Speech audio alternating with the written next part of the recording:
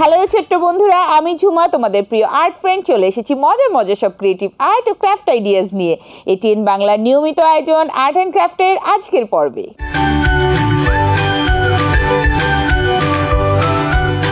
ছোট্ট বন্ধুরা, আজ আমাদের আর্ট অ্যান্ড ক্রাফট সেটে আমার সাথে আছে দুজন ছোট্ট বন্ধু, রুহামা এবং নিহান। হ্যালো।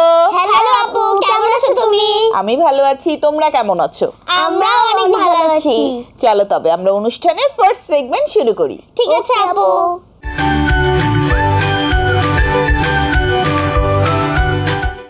ছোট্ট বন্ধুরা, শুরু করছি আর্ট অ্যান্ড ক্রাফটের ফার্স্ট সেগমেন্ট ইজি আর্ট। আর ইজি আর্টে আজকে আমরা আঁকবো কলা।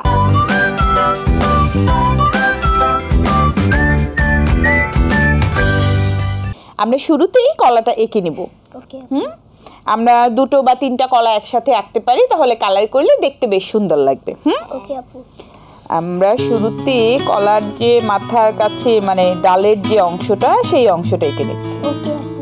আর কলাটা কেমন হয়, কিছু কলা থাকে একদম স্ট্রেট আর কিছু কলা থাকে একটু বাঁকানো, তাই না? আমরা সামান্য বাঁকানো কলা এঁকে নিচ্ছি। আমরা একটু হালকা করে আঁকবো, যেহেতু আমরা ওয়াটার কালার করব। কয়টা কলা আঁকলাম আমরা এখানে? তিনটা কলা। এবারে আমরা রং দিয়ে পুরো কলাটাকে ফুটিয়ে তুলবো।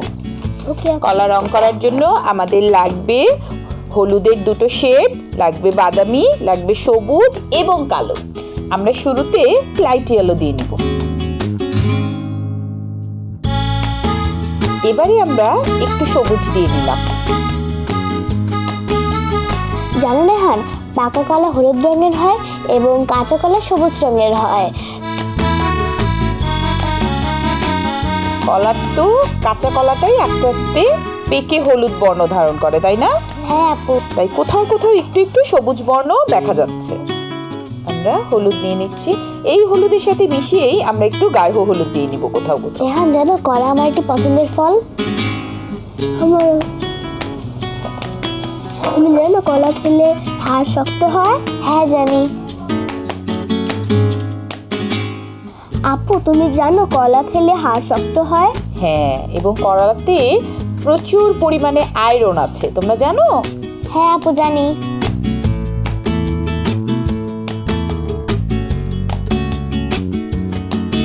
আর কি কি আছে রোহামা, বলো তো? ভিটামিন, মিনারেল, কার্বোহাইড্রেট, সুগার এবং ফ্যাট। হ্যাঁ, তবে সুগার এবং ফ্যাটের পরিমাণটা কম, তাই না? হ্যাঁ আপু। এবারে আমরা একটু বাদামি রং নিয়ে নিচ্ছি। বাদামি রংটা নিয়ে কলার মধ্যে একটু ভাগ ভাগ অংশ থাকে না, খাঁচকাটা খাঁচকাটা একটু ভাগ ভাগ অংশ কিন্তু থাকে, তাই না? হ্যাঁ আপু। এই যে একটা ভাগ। আপু, ড্রয়িংটা অনেক সুন্দর হয়েছে। তোমরা যখন আঁকবে তখন এটা আরো সুন্দর হবে ড্রয়িংটা। জানো নেহান, কলা দিয়ে বানানো মিল্কশেক, জ্যাম এবং জুস আমার সবথেকে পছন্দের খাবার। আমারও। এবং তোমরা কি জানো, প্রতিদিন একটা কলা খাওয়া স্বাস্থ্যের জন্য অনেক উপকার, ছোট বাচ্চাদের জন্য বিশেষ করে। আমি রোজ সকালবেলা উঠে আমি যখন সকালে নাস্তা না খাই, বিস্কিট, দুধ অথবা কলা খাই। Very good.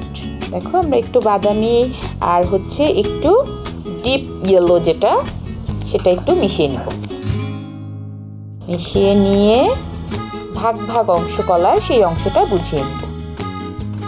আপু জানো, কলা বাচ্চাদের বুদ্ধি বাড়ায়। হ্যাঁ, ব্রেইন ডেভেলপমেন্টের জন্য কলা গুরুত্বপূর্ণ ভূমিকা রাখে।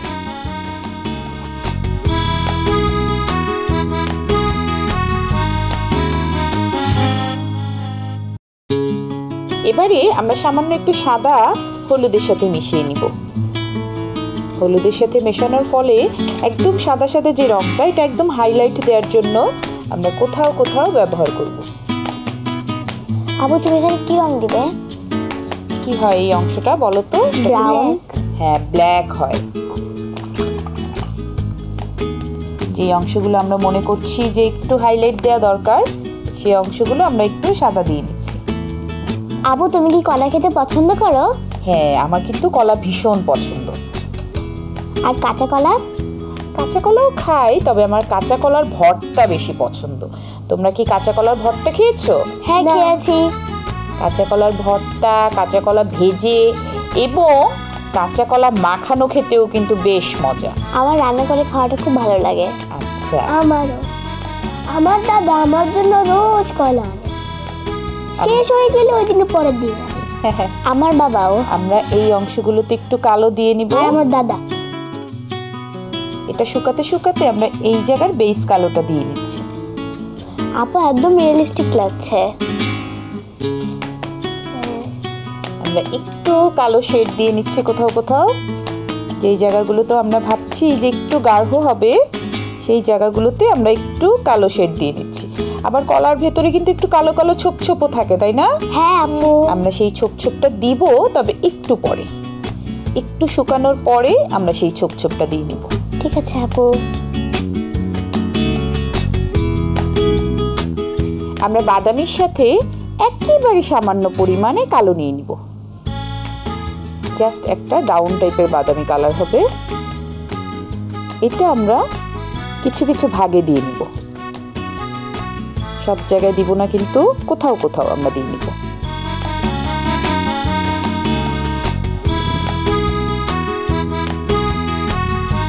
আমাদের কলা মোটামুটি রং করা হয়ে গেছে।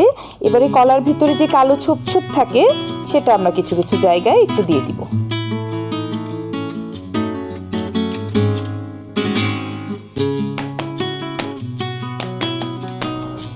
তোমরা কি জানো দক্ষিণ পূর্ব এশিয়ার বাংলাদেশ, আসাম এবং ইন্দোচীন কলার উৎপত্তি স্থল? হ্যাঁ আপু জানি, আমিও জানি। আর আপু জানো পৃথিবীর সবচেয়ে বেশি কলা উৎপাদিত হয় ভারতে?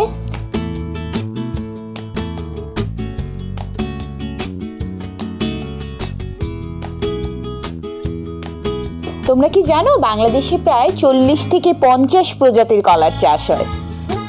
হ্যাঁ, তোমরা কি দুই একটা কলার প্রজাতির নাম জানো? আপু আমি একটা জানি, সাগর কলা। তুমি? সবরি কলা।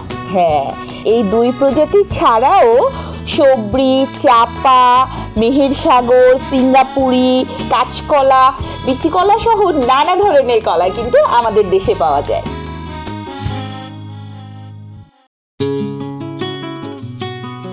এটা কি কলার শেডটা দিচ্ছে? হ্যাঁ, এবারে আমরা একটু কলার শ্যাডো দিয়ে দিব।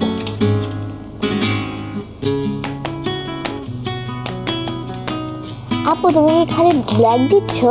একটু ব্ল্যাক আর একটু ব্রাউন মিশিয়ে দিচ্ছি।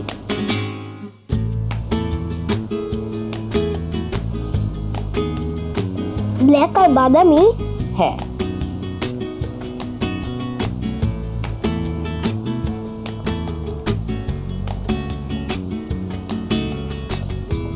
এই তো আমাদের কলা আঁকা শেষ। ওয়াও আপু অনেক সুন্দর হয়েছে। এই কলা দেখে আমার খেতে মন চাচ্ছে। খেতে ইচ্ছে করছে? আচ্ছা ঠিক আছে, আমরা অনুষ্ঠান শেষে কলা খাবো। ঠিক আছে আপু।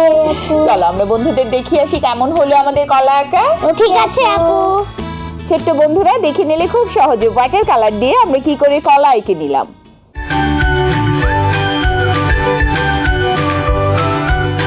বন্ধুরা, আর্ট অ্যান্ড ক্রাফটের সেকেন্ড সেগমেন্ট ক্রিয়েট উইথ ফানে আজকে আমরা তৈরি করব কাগজের ফুল।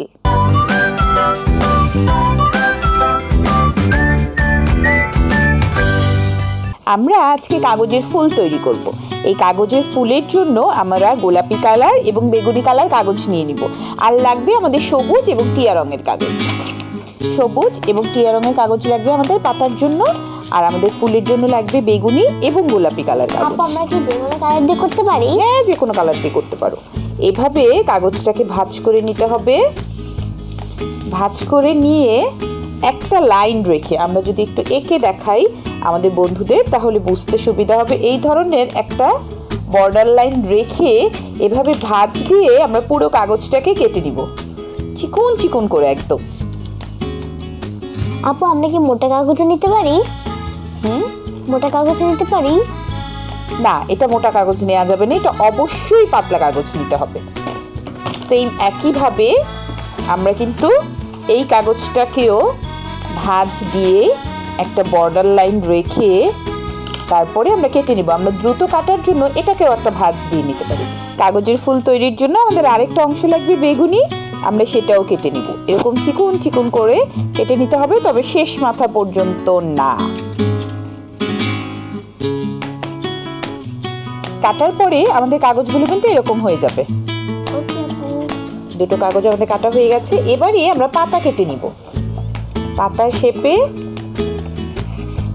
আমরা সবুজ এবং টিয়া কালার কেটে নিব, হালকা সবুজ এবং গাঢ় সবুজ, এইভাবে আমরা পাতার শেপে কেটে নিব। এইভাবে পাতার শেপে আমরা কেটে নিব। কেটে নেওয়ার পরে আগে আমরা পাতাগুলো জোড়া দিয়ে নিব। একটু শেড আনার জন্য আমরা দুটো রং ব্যবহার করলাম। এবারে যেটা করব, এই ধরনের তার পাওয়া যায়, এই তার আমরা নিয়ে নিচ্ছি। আপু এটা কি লোহার তার? না, এটা জিআই তার হতে পারে, ফ্লাওয়ারের তৈরি তার হতে পারে। এই তারটাকে আমরা এইভাবে সেট করে নিব।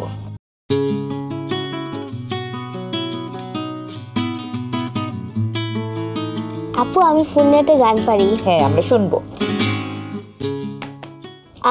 আমি বন ফুল গো, ছন্দে ছন্দে দুলি আনন্দে, আমি বন ফুল গো, বাসন্তিকার কণ্ঠে আমি, বাসন্তিকার কণ্ঠে আমি, মালিকা দুলদুল গো, মালিকা দুলদুল গো, আমি বন ফুল গো, ছন্দে ছন্দে দুলি আনন্দে, আমি বন ফুল গো। বাহ, খুব সুন্দর হয়েছে। এবারে দেখো, এটাকে আমরা এই ভাঁজ দিয়ে নিব। এই ভাঁজ বরাবর আমরা এখানে গ্লু লাগিয়ে নিব। গ্লু লাগিয়ে এটাকে আটকে নিব আগে। আর এইটা আমরা কি করব, এইটা আমরা একটু বাঁকা করে, এইভাবে ভাঁজ ছিল না আমাদের, কিন্তু আমরা এইভাবে করব না, এটাকে আমরা একটু এরকম বাঁকা করে গ্লু লাগাবো। কি করে? একটু বাঁকা করে আমরা গ্লু লাগিয়ে নিব।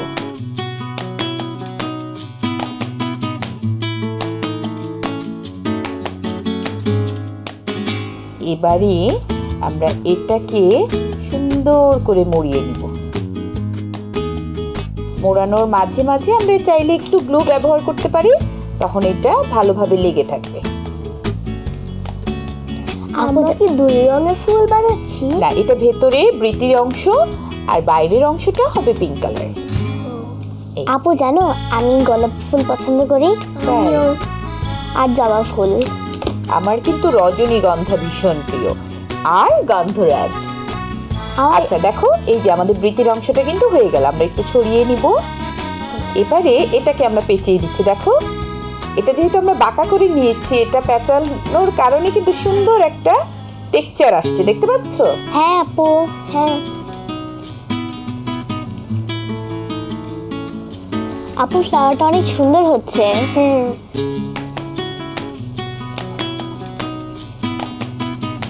আপু, তুমি জানো আমার সব থেকে পছন্দ ফুল হলো শাপলা ফুল, আর শাপলা ফুল হলো আমাদের দেশের জাতীয় ফুল। আমার অনেক পছন্দ। এই অংশটা একদম ফাইনালি আমরা আটকে নিলাম। এবারে আমরা এই ধরনের একটা স্টিক নিয়ে নিব। স্টিকটা নিয়ে এই ভেতরের অংশে আমরা স্টিকটা দিয়ে দিব। এবারে আমরা পুরোটার মধ্যে ফ্লাওয়ার টেপ পেঁচিয়ে নিব। এভাবে করে ফ্লাওয়ার টেপ পেঁচিয়ে নিচ্ছি। এবারে আমাদের এইটা দিয়ে নিব, এইটা দিয়ে ফ্লাওয়ার টেপ পেঁচিয়ে নিব, পাতার একটা অংশ। এবারে আমরা আরেকটা পাতা দিয়ে নিব, আরেকটা পাতা দিয়েও আমরা ফ্লাওয়ার টেপ পেঁচিয়ে নিব। আপু খুব সুন্দর হয়েছে। হ্যাঁ, এবারে এই পাতাগুলোকে আমরা এরকম করে একটু বাঁকা করে নেব। আমাদের এখানে যেহেতু তার আছে, দেখো এটা এরকম করলেই বাঁকা হয়ে যাচ্ছে। আপু আমার এই ফুলটা তো এখনই ফুলটা নিয়ে যেতে ইচ্ছা করছে। আমারও। এরকম ফুল বানিয়ে আমরা ফুলের টবেও রাখতে পারি। হ্যাঁ, এরকম বেশ কিছু ফুল তৈরি করে কিন্তু আমরা ফুলের টবে রাখতে পারি, আমরা কাউকে উপহার দিতে পারি, তাই না? হ্যাঁ, এই তো আমাদের ফুল তৈরি হয়ে গেল। আর আমাদের স্কুলে ক্লাস পার্টিতে গিফট করা যাবে। হ্যাঁ, ছোট্ট বন্ধুরা দেখে নিলে খুব সহজে আমরা কি করে কাগজের ফুল তৈরি করে নিলাম।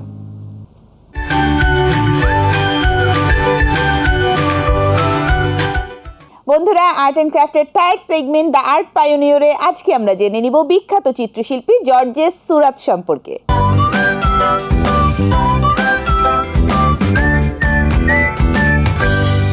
তোমরা কি বিখ্যাত চিত্রশিল্পী জর্জেস সুরাতকে চেনো? না আপু। চলো তবে ফ্রান্সের চিত্রশিল্পী জর্জেস সুরাত সম্পর্কে আমরা স্ক্রিনে দেখে আসি। চলো ওকে আপু।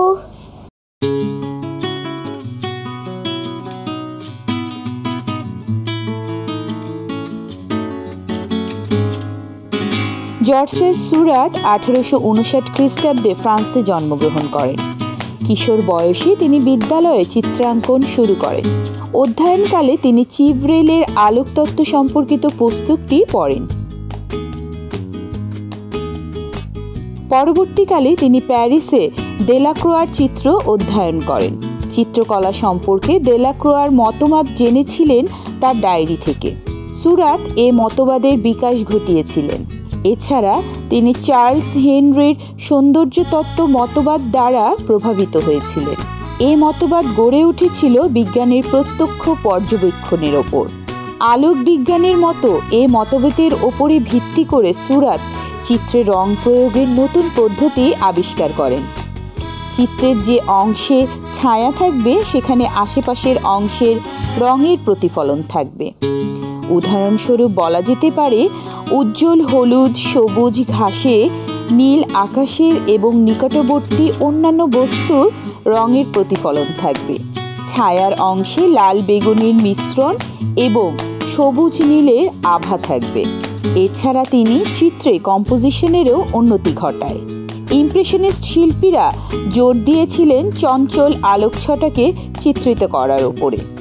সেখানে সুরাতের লক্ষ্য ছিল স্থির আলোক রশ্মির ওপর।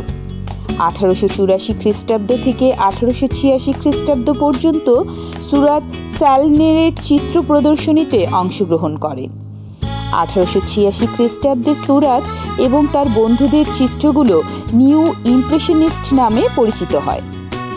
তিনি দীর্ঘকাল নিজ মতবাদকে জনপ্রিয় করার চেষ্টা করেননি, বরং 1890 খ্রিস্টাব্দের দিকে তিনি চিত্র অঙ্কনের নতুন কৌশল প্রচার করার চেষ্টা করেন। নিউ ইমপ্রেশনিস্ট শিল্পীদের মধ্যে সুরাতের অবদানই অধিক। রং, আলো ছায়া, কম্পোজিশন সম্পর্কে তার দক্ষতা ছিল সবার চেয়ে বেশি।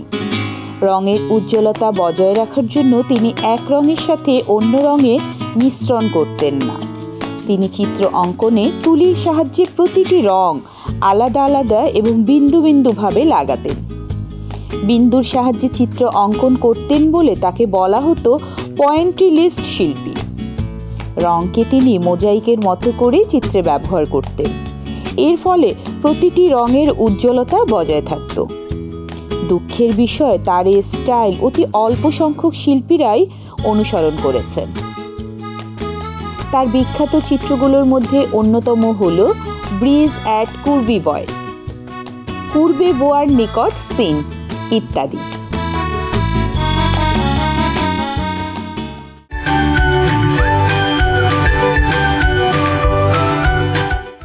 ফ্রেন্ডস, আজ আমাদের আর্ট অ্যান্ড ক্রাফট এখানেই শেষ করছি। আগামী পর্বে আবারও দেখা হবে নতুন নতুন কিছু আর্ট ও ক্রাফট আইডিয়াজ নিয়ে।